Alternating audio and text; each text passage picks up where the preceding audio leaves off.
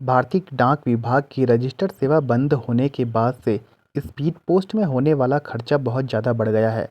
ये खबर जो हम आपको दिखा रहे हैं ये हल्द्वानी यानी कि नैनीताल सर्कल की खबर है, जिसमें साफ साफ लिखा है कि दस्तावेज भेजने का खर्च अब दोगुना।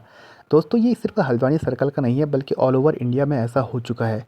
पहले जब हम नॉर्मल रजिस्टर्ड लेटर भेजते थे, जहाँ भी भेजना होता था उसके मात्र 26 रुपये पड़ते थे। हालांकि स्पीड पोस्ट में ये एक ऑप्शन दिया है कि 200 किलोमीटर के अंदर और 50 ग्राम से नीचे जो भी आर्टिकल बुक होगा उसके लिए मात्र 19 रुपये देने होंगे। लेकिन ऐसा हो नहीं रहा है।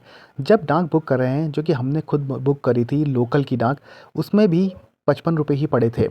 पहले जो स्पीड पोस्ट सभी टैक्सेस के बाद 42 रुपये में बुक होती थी, अब वही बढ़कर 55 रुपये हो गई है। साथ ही इस पोस्ट में भी यही सब दिखाया गया है, जिसमें आप साफ साफ पढ़ सकते हैं जो कि ये हल्द्वानी का है।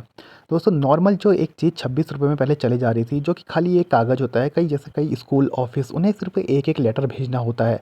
अब वो स्पीड पोस्ट करेंगे तो उन्हें 55 रुपये पड़ रहा है, जो कि मात्र एक सिंगल पेपर के लिए बहुत ज़्यादा है। इसी तरह पहले 42 रुपये में स्पीड पोस्ट होती थी, साथ ही उसमें जीएसटी वगैरह जो भी टैक्स होते वो सब इंक्लूड होते थे। लेकिन अब इसके रेट बढ़ गए हैं। जब आप कोई डाक बुक करेंगे तो बाद में उसमें अलग से जीएसटी फिर से लगेगी। नॉर्मल अगर आप अब स्पीड पोस्ट करेंगे 50 ग्राम से अंदर, तो आपको 55 रुपये चुकाने होंगे। इस खबर में आप ये सब पढ़ सकते हैं और ये हाल सब जगह का है। इसमें पूरी 18% जीएसटी पड़ रही है।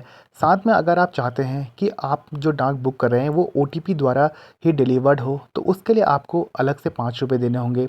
इसके अलावा और भी उसमें कई सारे ऑप्शन जोड़े गए हैं इस बार पोस्ट ऑफिस द्वारा।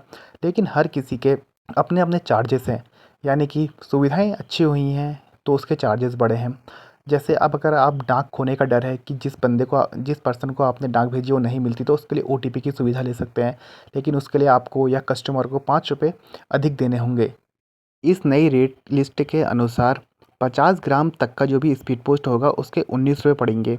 अब लेकिन ऐसा हो नहीं रहा है। जब हमने लोकल की कोई डाक बुक करी थी तो उसमें भी हमें 55 रुपये पड़े थे। अब ये किस तरह हो रहा है अभी फ़िलहाल जानकारी नहीं है।